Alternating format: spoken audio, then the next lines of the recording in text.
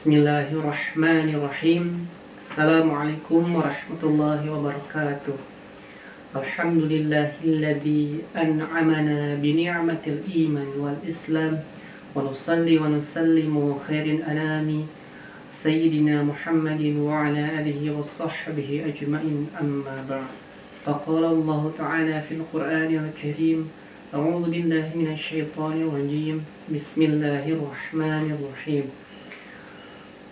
وَلَقَدْ آتَيْنَا لُقْمَانَ الْحِكْمَةَ أَنِ اشْكُرْ لِلَّهِ وَمَنْ يَشْكُرْ فَإِنَّمَا يَشْكُرُ لِنَفْسِهِ وَمَنْ كَفَرَ فَإِنَّ اللَّهَ غَنِيٌّ حَمِيدٌ وَإِذْ قَالَ لُقْمَانُ لِابْنِهِ وَهُوَ يَعِظُهُ يَا بُنَيَّ لَا تُشْرِكْ بِاللَّهِ إِنَّ الشِّرْكَ لَظُلْمٌ عَظِيمٌ وَوَصَّيْنَا الْإِنسَانَ بِوَالِدَيْهِ حَمَلَتْهُ أُمُّهُ وَهْنًا عَلَى وَهْنٍ وَفِصَالُهُ فِي عَامَيْنِ أَنِ اشْكُرْ لِي وَلِوَالِدَيْكَ إِلَيَّ الْمَصِيرُ وَإِنْ جَاهَدَاكَ عَلَى أَنْ تُشْرِكَ بِي مَا لَيْسَ لَكَ بِهِ عِلْمٌ فَلَا تُطِعْهُمَا وصاحبهما في الدنيا معروفا واتبع سبيل من أناب إلي ثم إلي مرجعكم فأنبئكم بما كنتم تعملون صدق الله العظيم أما بعد. Baik, sekarang kita akan membahas asbabun nuzul dari Quran surah Luqman. Nah, Quran surah Luqman ini adalah surah yang turun secara berangsur-angsur, tidak secara langsung utuh secara keseluruhan. Nah, firman Allah surah Luqman ayat ke-14 serta 15, menurut Zuhaili dalam bukunya Nurul Wajah Ahmad mengungkapkan bahwa kedua ayat ini turun sehubungan dengan kisah dari sahabat yaitu Sa'ad bin Abi Waqqas. Nah, ibu Sa'ad bin Abi Waqqas ini bernama Hamdah binti Abi Sufyan. Nah, mengancam akan mogok makan jika Sa'ad tetap di agama Islam dan menjadi pengikut Nabi Muhammad SAW. Nah, ancaman tersebut bukan hanya gertakan saja, tapi ibu Sa'ad bin Abi Waqqas ini sampai 2 hari mogok makan dan akan terus mogok makan. Nah, sehingga sahabat Sa'ad pun gelisah dan mendatangi Rasulullah SAW. Lalu Rasulullah SAW membacakan 2 ayat ini, surah Luqman ayat ke-14 dan 15. Lalu saat berbekal dengan ayat yang telah dibacakan oleh Rasulullah SAW, datang menuju ibunya dan berkata, "Bunda, kalaulah Bunda memiliki 70 nyawa dan Bunda keluarkan satu persatu, saya tidak akan keluar dari Islam." Itu yang Sa'ad bin Abi Waqqas katakan. Dan jika Bunda mogok makan sampai meninggal dunia, silahkan. Dan jika mau makan pun juga silahkan. Dengan ungkapan yang lembut tapi tegas. Itu catatannya. Sa'ad bin Abi Waqqas mengucapkan kata ini dengan lembut, namun maknanya tegas. Nah, ibunya pun akhirnya tidak meneruskan mogok makannya ini. Nah, meskipun ayat 14 dan 15 ini dianggap sisipan, namun ia sangat erat kaitannya dengan perintah syukur yang dijelaskan pada ayat sebelumnya. Nah, lalu yang pada intinya dalam ayat ini menjelaskan bahwa Allah SWT memberikan hikmah kepada hambanya yang selalu yang soleh, hambanya yang soleh bernama Luqman. Hikmah ini adalah pengetahuan tentang agama, bersyukur atas nikmat atas apa yang telah Allah berikan kepadanya. Karena barang siapa yang bersyukur kepada Allah SWT atas nikmat yang dikaruniakan kepadanya, maka sebetulnya syukur itu kembali lagi pada dirinya sendiri. Karena Allah SWT sendiri sebetulnya tidak memerlukan syukur daripada hambanya. Karena rasa syukur itu kembali lagi pada hamba itu sendiri. Seperti itu asbabun nuzul dari surah Luqman. Baik, kita bahas tafsir mengenai ayat surah Luqman ayat ke-12 hingga ke-15. Kita mulai dari ayat ke-12. Walaqad atayna Luqmanal hikmata an yashkur lillah wa man yashkur fa innama yashkuru li nafsihi wa man kafara fa innallaha ghaniyyun hamid. Nah, kita bahas di sini adalah walaqad atayna Luqmanal hikmah. Nah, kita bahas hikmah di sini. Menurut tafsir At-Tabari, hikmah di sini berarti pengetahuan agama, pikiran, dan ucapan yang benar yang telah diberikan Allah SWT kepada Luqman. Nah, namun di dalam tafsir At-Tabari pun memiliki beberapa pendapat. Beberapa di antaranya yaitu Muhammad bin Amr yang berkata, Abu Asim menceritakan kepada kami, ia bercerita bahwa Isa menceritakan kepada kami, ia berkata, Al-Haris menceritakan kepada kami, ia berkata, Al-Hasan menceritakan kepada kami, ia berkata, Waraqah menceritakan kepada kami, semua itu dari Ibnu Abu Najih, dari Mujahid tentang ayat walaqad atayna Luqmanal hikmah. Hikmah di sini berarti pemahaman, pikiran, dan kebenaran dalam ucapan tanpa adanya kenabian, seperti ini, begitu, tanpa adanya kenabian. Nah, lalu ada pula pendapat lain dari ahli lain, Ibnu Waqi yang menceritakan kepada kami, yang berkata bahwa bapakku menceritakan kepada kami dari Sufyan, dari seorang laki-laki dari Mujahid tentang walaqad atayna Luqmanal hikmah. Hikmah di sini menurut Ibnu Waqi ada yang dari riwayat Ibnu Waqi, yaitu hikmahnya itu adalah maknanya adalah Al-Qur'an.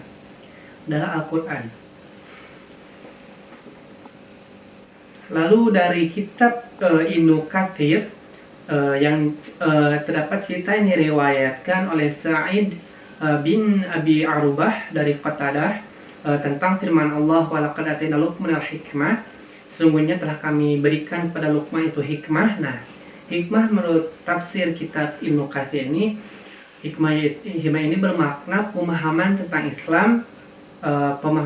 Islam, padahal dia bukan seorang nabi dan tidak diberi wahyu, serta hikmah di sini adalah serta pemahaman pengetahuan dan takbir mimpi. Itu kitab tafsir.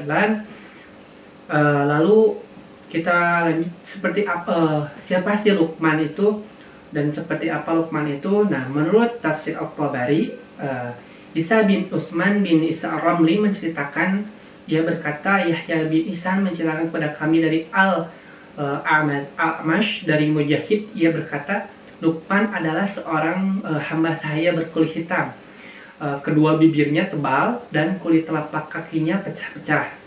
Itu menurut kitab At-Tabari yang diceritakan oleh Isa bin Utsman bin Isa Ar-Ramli. Lalu ada pendapat dari ahli takwil yang lain berpendapat bahwa Luqman Al-Hakim itu adalah seorang nabi yang berpendapat demikian ialah Ibnu Waqi yang menceritakan, ia berkata, bapakku menceritakan kepadaku dari Israel, dari Jabir, dari Ikrimah, ia berkata Luqman adalah seorang nabi. Firman Allah SWT itu anishkurillah, bersyukur kepada Allah, maksudnya adalah sesungguhnya kami, Allah di sini telah memberikan hikmah kepada Luqman agar dia memuji Allah yang telah memberikannya karunia. Nah, lafaz anishkurillah, bersyukur kepada Allah ini dijadikan sebagai penjelasan terhadap kata al-hikmah tadi, walaqad atayna Luqmanal hikmah. Nah, di sini karena bersyukur kepada Allah atas apa yang telah Allah berikan kepada Luqman, itu termasuk dari hikmah yang dia karuniakan. Lalu firman Allah SWT, wa ma yashkur fa innama yashkuru li nafsihi. Barang siapa yang bersyukur kepada Allah, maka sesungguhnya ia bersyukur atas untuk dirinya sendiri. Nah, maksudnya di sini tuh, barang siapa yang bersyukur kepada Allah atas karunia-Nya, maka sesungguhnya ia bersyukur untuk dirinya sendiri. Sebetulnya itu syukur dia itu untuk dirinya sendiri, sebab Allah akan membalas syukurnya itu dengan balasan yang lebih banyak lagi, dan menyelamatkan orang yang bersyukur itu dari kebinasaan. Nah, lalu firman Allah, wa man kafara fa innallaha ghaniyyun hamid, dan barang siapa yang tidak bersyukur, kufur terhadap Allah, maka sesungguhnya Allah Maha Kaya lagi Maha Terpuji. Nah, maksud di sini menurut At-Tabari, kitab At-Tabari, barang siapa yang kufur atas nikmat Allah, maka sesungguhnya ia telah berbuat jelek terhadap dirinya sendiri. Jadi baik orang itu bersyukur ataupun tidak bersyukur kepada Allah, sebetulnya syukur itu kembali lagi pada dirinya sendiri. Ia bersyukur itu akan berdampak positif baginya sendiri, dan jika ia tidak bersyukur sebetulnya ia telah berbuat jelek pada dirinya sendiri, karena Allah akan menghukumnya atas kekafiran itu. Allah itu maha kaya dan lagi maha terpuji. Lalu siapa Luqman itu? Dalam kitab Ibnu Katsir, para ulama itu berbeda pendapat apakah Luqman itu seorang nabi atau hanya seorang hamba yang soleh. Dari banyak pendapat di kitab Ibnu Katsir, bahwa mayoritas berpendapat dan condong ke pendapat yang kedua, yaitu Luqman itu adalah seorang hamba yang soleh. Nah, lalu kebanyakan ulama yang berpendapat bahwa Luqman itu adalah hamba yang soleh. Nah, Ibnu Jarir berkata bahwa Khalid Ar-Rabi' berkata Luqman adalah hamba Habsyi dan tukang kayu. Nah, lalu Abdullah bin Wahb berkata Abdullah bin Yash Al-Qatbani menggambarkan kepadaku dari Umar Maula Gifrah bahwa dia berkata seorang laki-laki berdiri di hadapan Luqman. Lalu dia berkata, engkau Luqman budak Bani Al-Hashas. Luqman menjawab iya. Lalu dia berkata, hitam seperti ini. Luqman berkata, kehitamanku cukup jelas, lalu apa yang membuatmu takjub? Nah, laki-laki itu kemudian berkata kepada Luqman, manusia menggelar hamparannya untukmu. Lalu dia bertanya, hai anak saudaraku, jika engkau mau mengungkapkan apa yang aku katakan padamu yang membuatmu dapat seperti ini. Lalu Luqman menjawab, aku tahan pandanganku, aku tinggalkan apa yang tidak penting bagiku, aku jaga kemaluanku, dan itulah semua yang menyebabkan aku menjadi apa yang engkau lihat, gitu. Nah, syukurillah dalam bersyukur kepada Allah dalam kitab Ibnu Katsir ini, Allah memberitakan kepada Luqman untuk bersyukur kepada Allah atas apa yang diberikannya, dianugerahkan dan dihadiahkan olehnya, berupa keutamaan yang dikhususkan kepada Luqman, tidak kepada orang lain yang sejenis pada masanya, pada masa Luqman.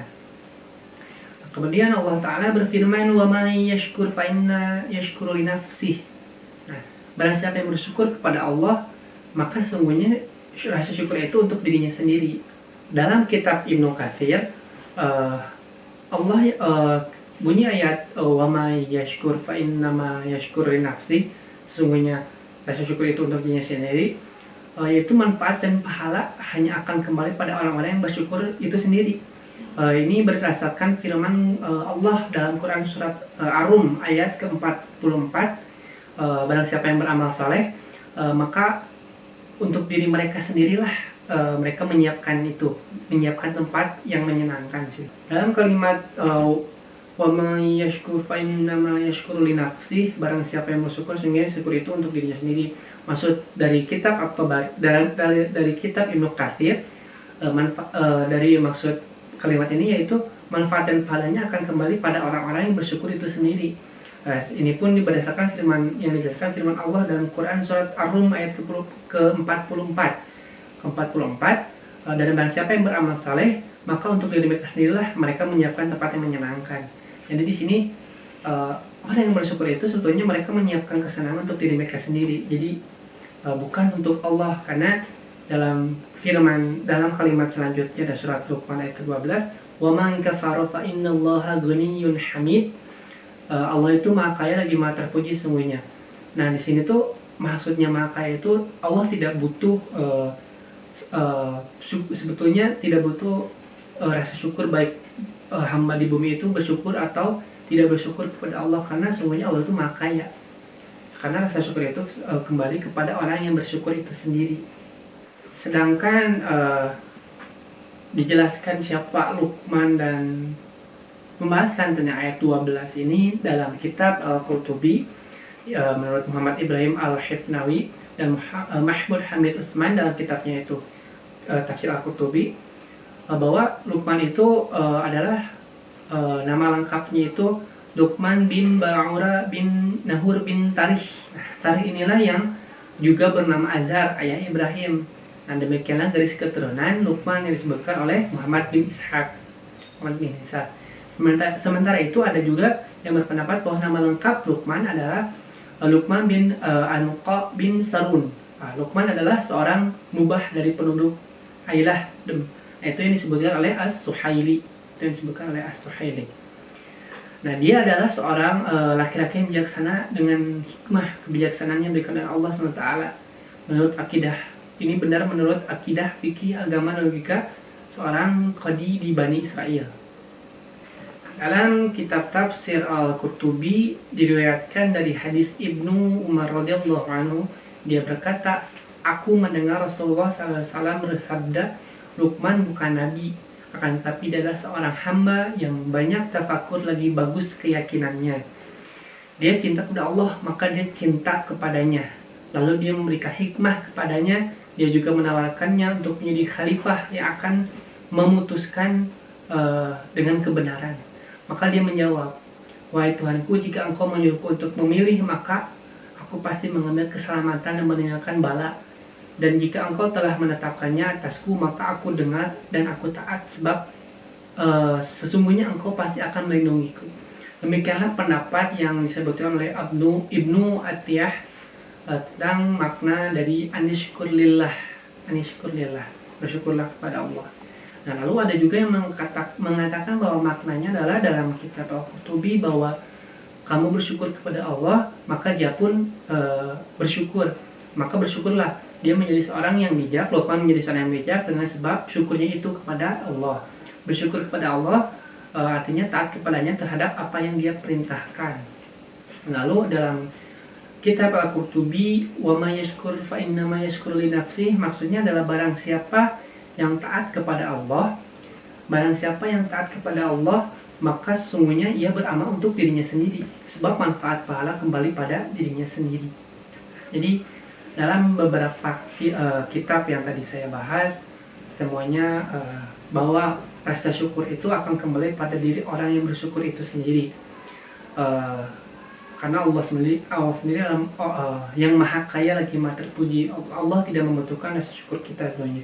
Rasa syukur itu adalah kembali kepada diri kita sendiri ya, sebagai orang yang harus bersyukur. Nah, baik, selanjutnya kita bahas ayat ke-13. Walaqad wa idh qala Luqmanu li banihi wa huwa ya'idhu ya bunayya la tusyrik billah inna syirka la dzulmun 'adzim. Dari kitab Ibnu Katsir, Allah berfirman mengabarkan tentang wasiat Luqman kepada putranya. Nama putranya dalam kitab Ibnu Katsir yaitu Tharon. Menurut satu pendapat yang diceritakan oleh As-Suhaili, Allah telah menyebutkan dengan sebaik-baiknya sebutan dan diberikan kepada Luqman hikmah. Dia memberikan wasiat kepada putranya yang merupakan orang yang paling dia kasihi dan paling Luqman cintai. Lalu dan ini hakikat yang diungkapkannya Luqman dengan sesuatu yang paling utama. Untuk itu pertama-tama Luqman memberikan wasiat kepada anaknya untuk beribadah kepada Allah SWT dan tidak mempersekutukan Allah SWT, tidak melakukan syirik. Lalu Al-Bukhari meriwayatkan dari Abdullah berkata, ketika turun orang-orang beriman dan tidak mempersekutukan atau mencampurkan iman mereka dengan kezaliman atau syirik tadi, mempersekutukan Allah, maka itulah orang-orang yang aman, itulah orang-orang yang mendapat keamanan, dan mereka itu adalah orang-orang yang mendapat petunjuk. Nah, mendengar ini para sahabat resah dan mereka bertanya kepada Rasulullah SAW, siapakah orang-orang yang tidak mencampurkan keimanannya di antara kami, tidak mencampurkan keimanannya dengan kezaliman? Lalu Rasulullah SAW bersabda, bukan seperti demikian yang dimaksud. Apakah engkau tidak mendengar perkataan Luqman? Yaitu di ayat ke-13, ya bunayya la tusyrik billah inna syirka la dzulmun 'adzim. Lalu dalam tafsir Al-Qurtubi, firman Allah, wa idh qala Luqmanu li ibnihi wa huwa ya'idhuhu, As-Suhaili berkata nama anak Luqman adalah Tharo. Menurut pendapat At-Tabari dan Al-Qurtubi, inna syirka la dzulmun 'adzim, para ulama ini berbeda pendapat dalam lafaz inna syirka la dzulmun 'adzim. Ada yang berpendapat bahwa itu adalah perkataan Luqman, namun ada juga itu adalah berita yang Allah SWT sampaikan, terpisah dari perkataan Luqman. Namun ini bersambung dengan perkataan Luqman sebelumnya sebagai penguat makna. Kemudian ayat ke-14, wa wassaynal insana biwalidayhi hamalathu ummuhu wahnan ala wahni wa fisaluhu fi 'amaini an yashkur li wa liwalidayk ilayyal masir. Nah, di pembahasan ayat ke-14 ini dalam tafsir At-Tabari, Allah berfirman kepada Nabi Muhammad SAW. Nah, kami perintahkan manusia agar berbakti kepada kedua orang tuanya. Hamalathu ummuhu wahnan ala wahni. Ibunya telah mengandung dalam keadaan lemah yang bertambah-tambah dan kesulitan yang berlipat. Sebagaimana ucapan Zubair dalam syairnya yang artinya itu, mereka tidak akan berkata dengan tali yang lemah telah diciptakan jika kaummu binasa dalam sebab-sebabnya. Sini ahli takwil berpendapat seperti penakwilan yang kitab At-Tabari sebutkan, hanya saja mereka berbeda pendapat tentang maknanya. Dalam kitab At-Tabari, ahli-ahli takwil berbeda pendapat mengenai makna dari ayat ke-14 ini. Sebagian ahli takwil berpendapat bahwa maknanya adalah tentang kehamilan. Nah, yang berpendapat demikian ialah Muhammad bin Sa'ad yang berkata, bapakku menceritakan kepadaku, ia berkata pamanku menceritakan kepadaku, ia berkata bapakku menceritakan kepadaku dari bapaknya, dari Ibnu Abbas tentang ayat wa wassaynal insana biwalidayhi hamalathu ummuhu wahnan ala wahni, dan kami perintahkan kepada manusia berbuat baiklah kepada kedua orang tua, kedua orang ibu bapaknya, ibunya mengandungnya dalam keadaan lemah yang bertambah-tambah. Nah, di sini ia berkata maknanya adalah kesulitan demi kesulitan dalam proses kejadian janin yang dikatakan Muhammad bin Sa'ad yang. Nah, lalu diceritakan pula dalam kitab tafsir At-Tabari, diceritakan kepadaku dari Al-Husain, ia berkata, aku mendengar Abu Mu'ayyid berkata, Ubaid mengabarkan kepada kami, ia berkata, aku mendengar Ad-Dhahak berkata tentang ayat wahnan ala wahni, dalam keadaan lemah yang bertambah-tambah, bahwa maknanya adalah lemah yang bertambah-tambah, hanya keadaan lemah. Nah, ahli tawil yang lain berpendapat bahwa yang dimaksud adalah kelemahan janin itu mengikuti kelemahan ibunya. Jadi saat ibunya lemah, bahwa janinnya pun akan lemah. Ahli tawil ini berpendapat demikian ialah Muhammad bin Amr yang menceritakan bahwa Abu Hasim menceritakan kepada kami, ia berkata, Isa menceritakan kepada kami, Al-Haris menceritakan kepadaku, ia berkata, Al-Hasan menceritakan kepada kami, ia berkata, Waraqah menceritakan kepada kami, semuanya dari Ibnu Abu Najih dari Mujahid tentang ayat wahnan ala wahni, keadaan lemah yang bertambah-tambah. Ia berkata makna keadaan lemah yang bertambah-tambah di sini adalah kelemahan janin yang mengikuti kelemahan ibunya. Nah, lalu dalam lafaz fi wafisaluhu fi 'amaini, dan menyepinya dalam 2 tahun. Di sini ada yang berpendapat bahwa dalam lafaz itu telah dihilangkan lafaz qada'a, karena maknanya telah terkandung dalam ayat tersebut. Lalu ada lafaz anishkurli waliwalidayk, bersyukurlah kepadaku dan bersyukurlah kepada kedua orang tuamu, kedua orang ibu bapamu. Maksudnya adalah kami katakan kepadanya, bersyukurlah kepadaku atas karuniaku kepadamu.